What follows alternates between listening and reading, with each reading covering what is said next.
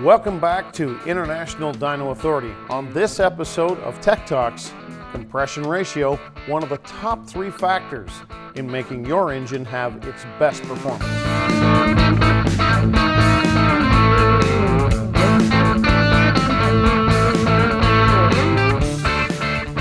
Well, as introduced on today's Tech Talk, we're going to talk about one of the 3 major components of horsepower. We're going to tease you with this one, and then we're going to continue with the other 2. But the one that we're going to speak about today, if you haven't guessed already from looking at the underside of a cylinder head, is compression ratio.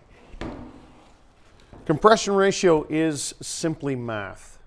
When we take the total amount of area that is available in a cylinder and we divide it by the amount of area that is left in the combustion area or the combustion chamber, including the top of the piston and the below deck area, that's going to give us our compression ratio.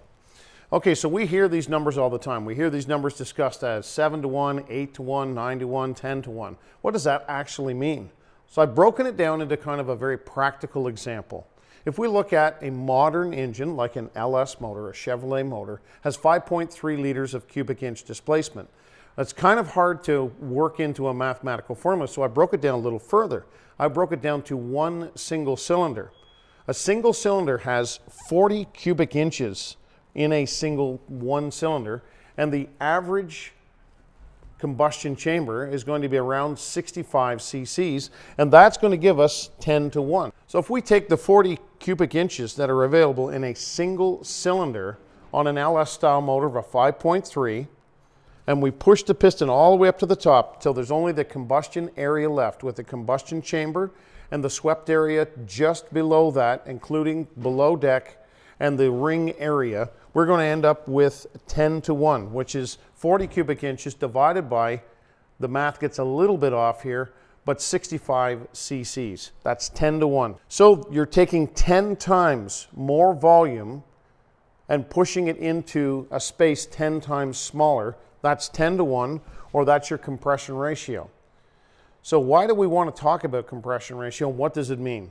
Well, number one, if you have high compression ratio, you have the ability to make more power. The more compression you put into an engine, and we're talking about naturally aspirated at this point, the more ability to have to make more power. The problem with it, and we're going to discuss this in a future and upcoming episode, is you need fuel to match. At 10-to-1, you're almost outside of pump fuel, almost. Not quite. You're going to be into 93 and 94. The reason we're talking about compression ratio is because it comes up all the time. The higher the compression ratio is, the more power you have the ability to make within the engine. So I want to show you in a practical example. Here's all the math. Here's a 323 cubic inch LS, and we're talking about the combustion chamber. But when we get rid of all that and turn it into something practical, here we have a cylinder head. This just happens to be a cylinder head off of a 460 cubic inch or 7.4 liter big block Ford.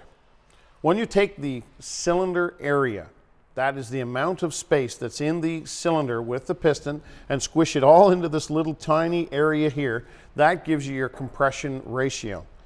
So we know from looking at the whiteboard that the smaller this area is, the greater your compression is in comparison to the amount of cylinder area that was originally available to you. Okay, in order to increase your compression ratio, you need to decrease the amount of area that's available to put the total area into. There's several different ways you can do that. You can cut this cylinder head, which means that you can take it to a machinist and they will shave this area down, which will make this area in here smaller. The more we shave in, the smaller that area is, the greater the compression ratio is. Why do we want to do all that? What's the point of it? The point is you're taking a certain amount of energy, which is air and fuel, and compressing them. The more we compress the air and fuel, the more energy we are given from the same amount of air and fuel. More power, but there are some drawbacks, and we're going to go into that in some future videos.